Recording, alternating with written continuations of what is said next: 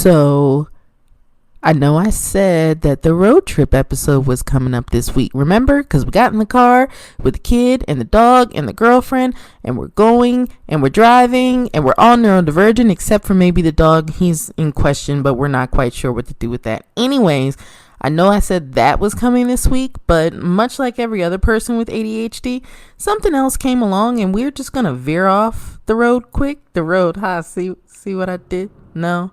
So anyways, we're going to do this episode, and the road trip episode is coming next week. See you then. Funny story about me. Once upon a time, I used to be a private Christian school kid, and so I know a lot of the Bible. And one of my favorite quotes comes from Ecclesiastes. And it says, "There is nothing new under the sun." Most of the things that we know and love, you can trace back to some origin that you've never quite gotten a handle on, but it's familiar enough to you that if you trace back through something, you can usually find the origins of it, or at least come close, maybe.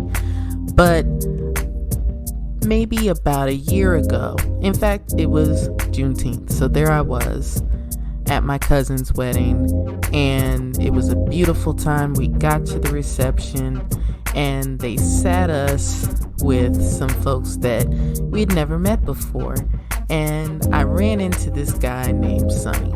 And Sunnie is just how his name sounds: sweet, radiant, great disposition. You love to be around him. Really wonderful guy. And he told me something that I felt like I had never heard before. And then he told me I couldn't tell anybody. So I decided to bring him on the podcast because now he told me I can finally tell, and I'm going to. My name is Renee Brooks, but you may have heard of me by my blog name, Black Girl Lost Keys. I started the blog to incorporate my culture into my experiences with ADHD. Managing ADHD isn't easy. We have challenges in some key areas like forgetfulness, showing up late, losing stuff, and big emotions. Sometimes you find your stuff, sometimes you find yourself. That's life with lost keys. On our podcast, you'll get to be a fly on the wall to everything. Talks with friends, other ADHD adventures, and a lot more. It's time to get started. Speaking of time, this podcast is proudly sponsored by Thimo, a paid subscription app that helps you organize your life, stick to your routines, and work toward your personal goals in a visual and motivating way. To learn more about Thimo, head to blackgirllostkeys.com/Thimo.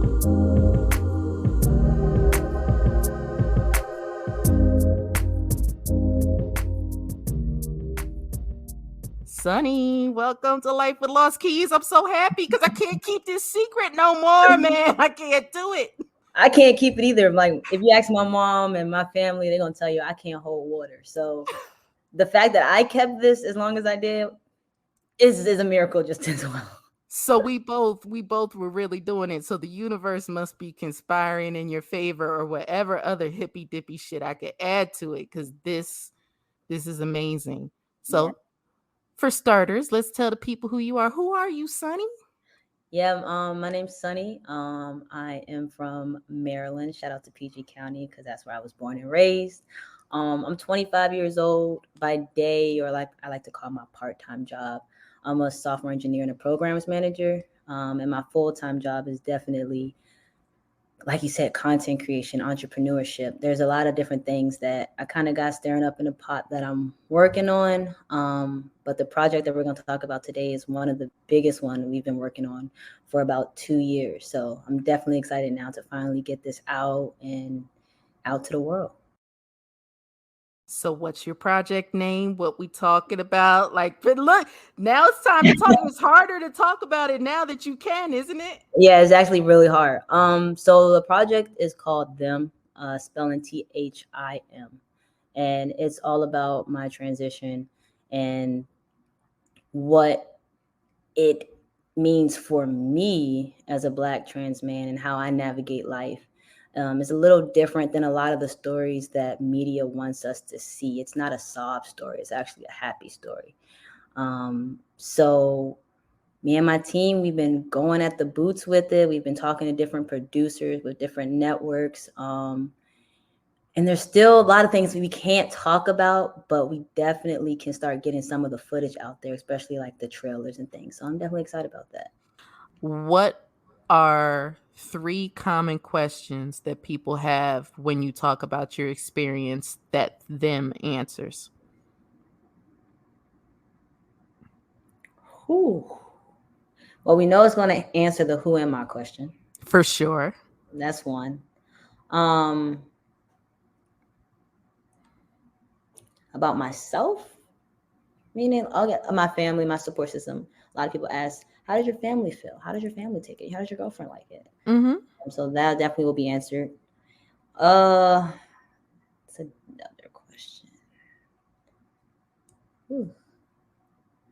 I guess the process, the health process of it. How do you start? How do you start testosterone shots? Yeah. Started with the patches. I actually didn't start the shots until the beginning of this year. Honestly, I think when you met me, I was using patches actually. Um, That sounds right. so like, what's the process of like the health and the education behind it? How does someone start? What should they be doing? What should they be looking for? Things like that. Like actually, right now, I actually need to schedule a doctor's appointment because my blood levels are high. Um, and so that's really important when it comes to taking testosterone. When your red blood count is too high, it's actually not good. So, So what can happen if the red blood count gets too high? the worst is like a stroke or a heart attack. Okay. Other than that, it's not much of a health risk.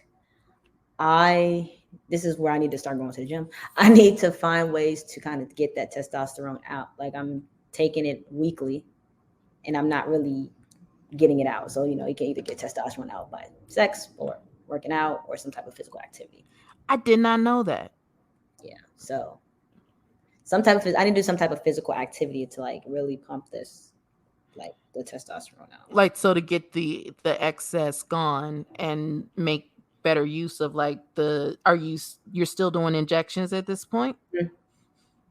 Is that a lifelong thing where you'll continuously do the injections? Yep. Okay, cool. Unless I decide to stop.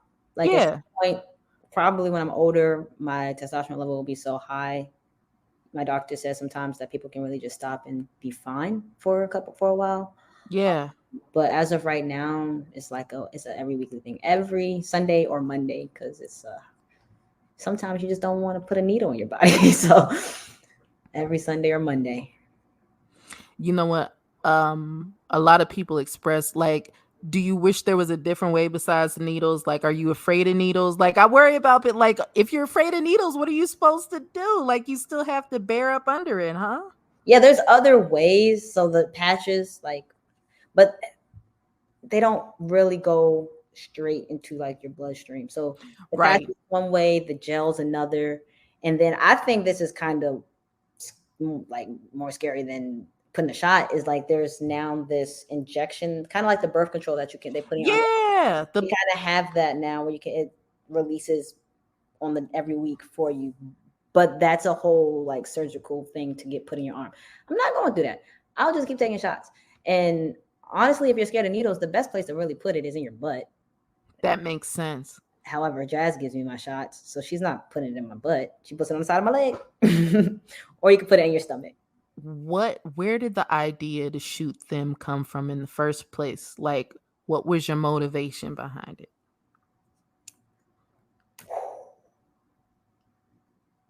I think it came from the visibility of like Black trans folks. Tell Um, me about that. there is a big like you probably see it now. It's coming. Like there's a lot of people being more open and out about their transition and everything. Um, but one thing we don't really have is someone on or multiple people because we do have someone, but multiple people on the level of are like Laverne Cox's. So, what are we going to be seeing when we see these trailers? You're gonna see a little bit of everything in the trailer, honestly. You're gonna laugh, you're gonna cry, you're gonna see yourself in the trailer in a sense. Um, Fun fact: the trailer actually was written by one of my mentors, Lisa France. She's a producer. She helped me write the script, and I think with her help, shout out to Lisa, she really brought this sizzle to life for real, because we were struggling with the script really bad, and we didn't understand reality is not scripted, and it has to be portrayed and viewed in a way where people can be entertained. So I think you all are going to see a little bit about that, and then you're going to see kind of what the show is going to give, with me trying to find what I like, and my girlfriend and her navigating through dating a trans man, and my family and how they deal with it, and just my support system as a whole. When you say you were trying to find what you like, what kind of options are we talking about? Yeah, so when I started testosterone 2 years ago, so I think July 21st. Nope, July 20th. It's my anniversary date. Oh, So, but hobbies, like when I started tea, everything I like changed. All the way down to the texture of things. what? My favorite color used to be green my whole life. Green, green, green, green. Now my favorite color is orange. Never liked Slim Jims. Love Slim Jims now. Um, I used to be like a workout fanatic because I played basketball and everything, and I can't stand working out anymore. Hate the gym. I need to go, but I hate it. So there's a couple of different things you all will see me try to figure out what I like again. Like I like to cook now. Like cooking brings me peace. I always could cook. I could always grill, but I actually like cooking. Like I enjoy cooking. And just other things like yoga. Yoga's another one I like now. I like yoga. So everyone's going to kind of see me figure out what's a hobby of mine. Someone asked me right now, what's a hobby? I'm going to tell them I don't know, because I don't know. So it's like we get to kind of watch you come back to yourself, right? Because you've always been this person, but now you're getting to really discover who he is. Yep. I love this. What's the part, like when you're doing stuff like this, you have to be really vulnerable. What's the piece of the sizzle that you thought about cutting and didn't?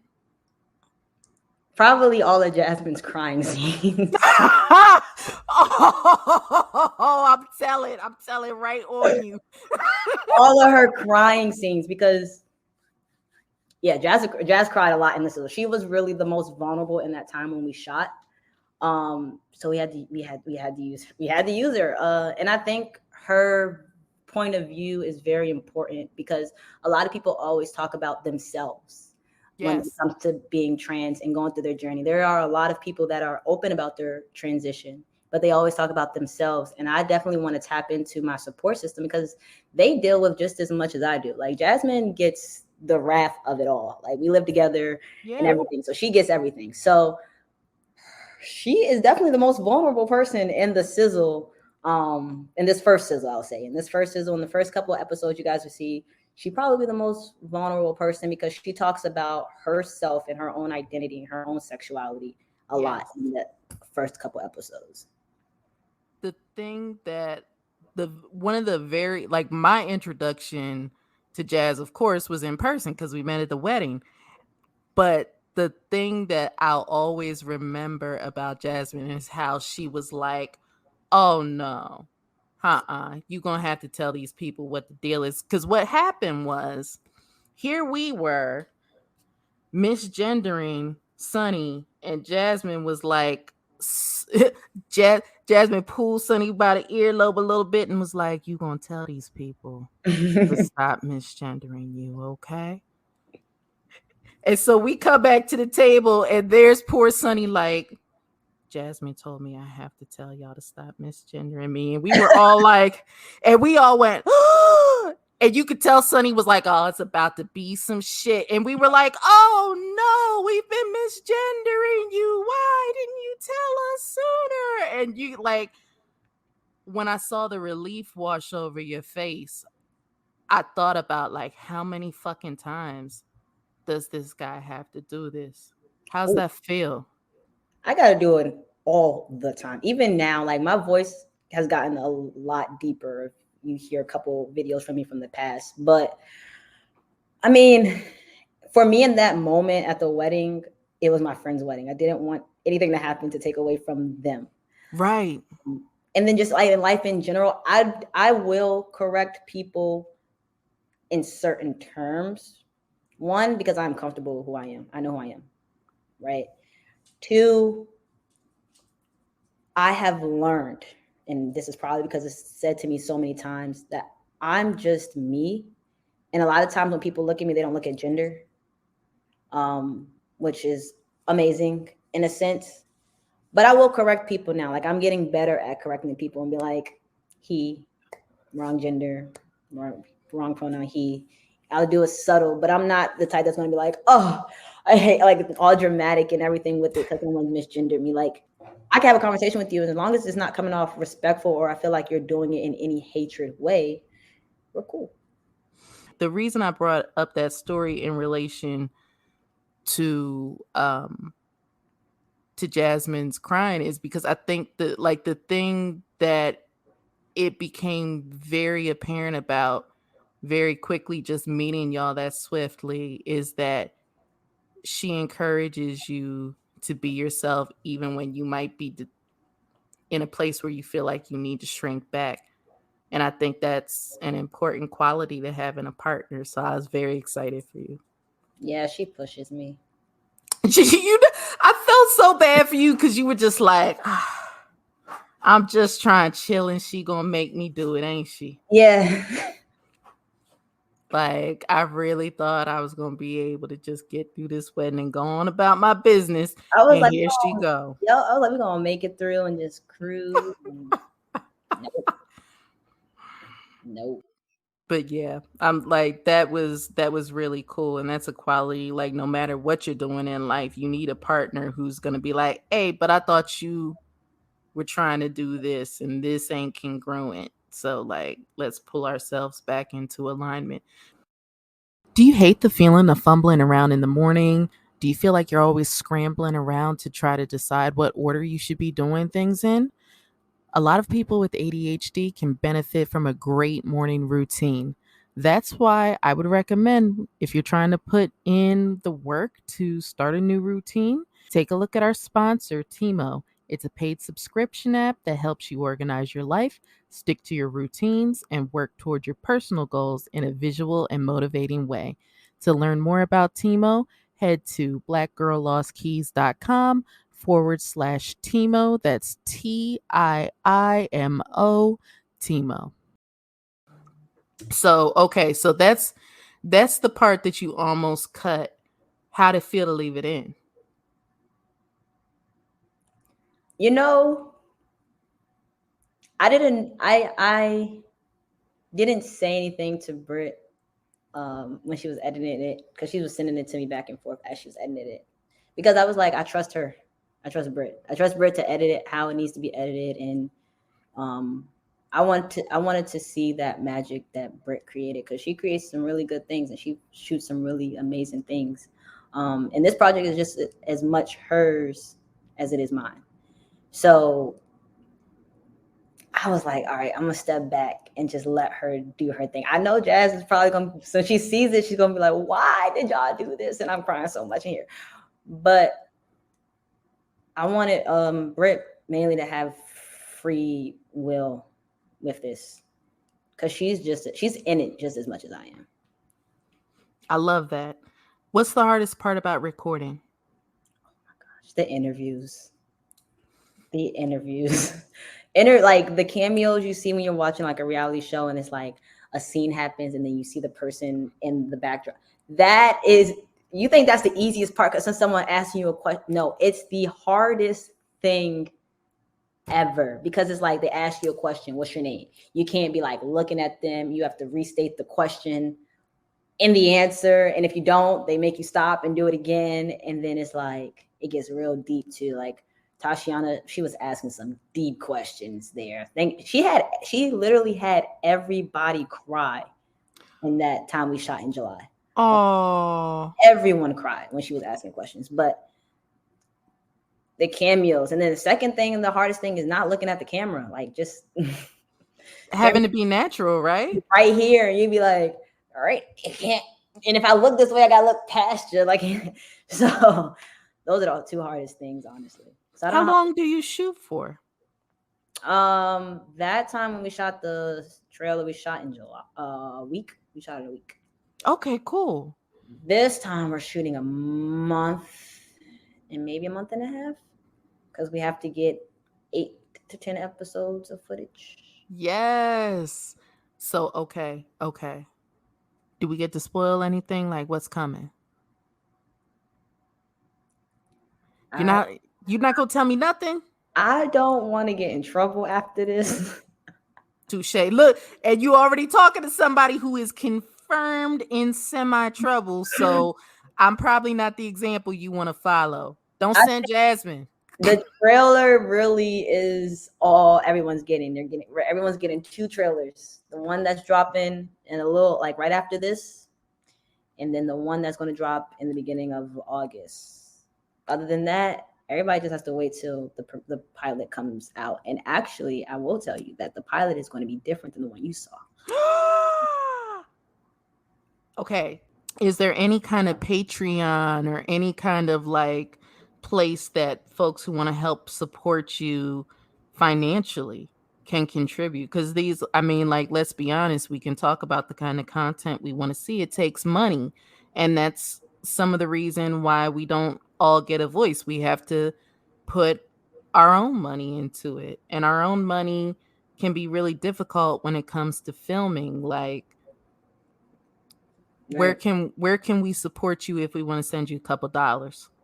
You know, funny. I was just talking to Britt about this earlier today. We're gonna start a GoFundMe. We were really trying to do it ourselves, without the help. But like you said, money runs this world. Like, unfortunately. So we're gonna start a GoFundMe. We'll promote it out. I think we'll start promoting that next week after we kind of get some buzz from the trailer, and For people sure. probably will be asking that, like, how can we help you and everything. Definitely, since we'll be like self-producing it and everything. So I'm interested to see how it's going to work out. I'm looking forward to the season. Where do we need to find you? You can find me. This is gonna be a hard one because I think all my social medias are different names. I'm not gonna lie. They're all Sunnie. Okay. They're all Sunnie Delight. Spelled SUNNIEDEELITEE. The best way to reach me, though, honestly, is Instagram. That's where I mostly am, on Instagram. I'm really glad you said that, because a lot of people go places and shout out like every social media network they have, even the ones they only check every 6 months. So, like, good on you for telling us where we can really find you for real. Sunnie, one of the things that we had talked about before we started recording was that we wanted to touch on how depression and anxiety have played into your experiences, both shooting and transitioning. Tell me about that. I'll start with like more of the shooting in the film. I think more of my anxiety came through the whole process of like the whole recording process, all the way from the start and planning and like pre-production to production to post-production. There was a lot of times that myself and Britt probably were like, we are gonna just say F this. Like, forget it, throw it down the drain, let's try something else. And a lot of that came from us we were never turned down. And that's the thing. We were dangled, I'll say. Yeah. We were never turned down. We were dangled. We met with many and like talked to a lot of different producers on high levels. Like, doing shows that people watch now on Netflix and on TV and everything. Got in contact with a lot of good people. Everyone loved the concept. They loved the sizzle as we were doing it. Um, but the anxiety of just waiting for someone else was eating me alive, really. And then that put me in a depressive state to be like, all right, forget it. I'm done. I'm gonna do it. I think it took time with myself really to be like, maybe we could just self-produce it. Britt has said it multiple times prior to it, but I think I had to come to my own terms with it and be like, yeah, we can self-produce it and then try to sell it that way or figure it out that way. But I think on the transitioning part of anxiety and depression, it's been hard, honestly. And it's not just anxiety and depression, it's also been like anger. More Tell or me. less. So where's the anger coming from? Everyone say it's coming from the testosterone. Like the testosterone is just hyping my everything emotionally up. That's what they say. What does Sunnie say? It probably is the testosterone. Look, I was trying to have your back, Sunnie. You're not gonna let me. You're not gonna let me help. I'm sorry, but like it's the test. I really hate blaming stuff on the testosterone, but the testosterone really is kind of the blame of a lot. Yeah. Of my sex drive, the testosterone. Yeah. Everything. It's all that. And I think what I've had to understand and go through, one, there's a lot of times where I question things and I will have to I'll be like, snap out of it. Why are you questioning? You got a support system, blah, blah, blah, things like that. Mm-hmm. And I don't know, there's just times where I feel influctuated. Like everything is just at different peaks. Last week as an example, I was just down in the dumps. Like I was depressed. Couldn't figure out why I was depressed. Like for the life of me, I couldn't figure it out. But I was just so upset. And before I could be depressed, I was angry. And so Jazz is getting that backlash of all of my anger, and then it falls into a depression state. And I try not to beat myself up about it so much because I feel like I do deserve to feel and go through those emotions. But I beat myself up where it's like there are people, and not even just trans people that are way off worse than you are. But I always have to remember when someone talks to me about like them being upset and then they're like, there's no reason for me to be upset. I have this. And I try to tell people that, and I try to remember this, is that what is upsetting and depressing for you might not be for someone else. Yes. Like my hard times can be different from yours. So you might say like putting the light bulb in is easy. And I'm like, this shit is hard. And that's because it's just two different experiences. We're two different people. So I try to remember that. And I think that kind of snaps me out of my depression a lot when I remember that. Like what I'm upset about, it's okay for me to be upset about because it's me and it's not whoever else. I think that's a great note for us to end on. Sunnie, is there anything else you want to say to the people before we cut off for the evening? Oh, get ready. Like as soon as we hop off of here, this trailer is dropping on Instagram. Yeah, like I am excited. Like I said before, I am ready to see where this goes and where this takes us. That's honestly it. Like, I'm not gonna lie, I will be very upset when I put this out and it don't get the attraction that I want right away, but I'm gonna just keep pushing. So everyone just support it. Share it out, send it to your family, send it to your friends. Because the fall, when I say fall, I mean like October, November, we're gonna have a good time with them. Them's gonna be a good show. It's gonna be a good show. Yes.